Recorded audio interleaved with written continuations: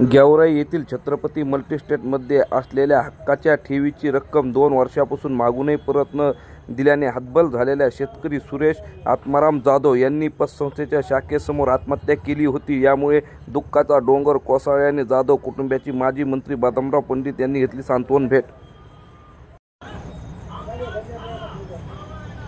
संतोष नाना भंडारी यांच्यामुळे आज माझ्या पप्पांना आत्महत्या करावी लागली। त्यांनी माझ्या पप्पांना आत्महत्या करण्यासाठी भाग पाडलं। आम्ही खूप ते चक्रा मारली। 2 वर्षापासून आम्ही पैसे मागत होतो, ते पण आमच्या मेहनतीचे, आमच्या कष्टाचे।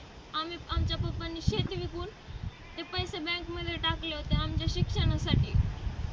आज आम्हाला गरज होती, आज त्यांनी काहीच दिलं नाही आम्हाला। त्यामुळे माझ्या पप्पांनी बँकेसमोर आत्महत्या केली, गळफास लावून। त्याचं एकमेव कारण म्हणजे संतोष नाना भंडारी हेच आहे।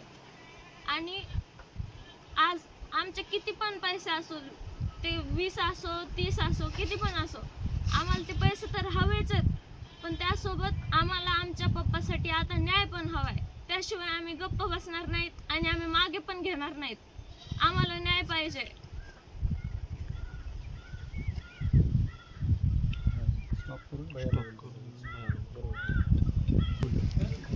दादा बोलतो आहे व माझ्या वडिलांनी आत्महत्या केली आहे।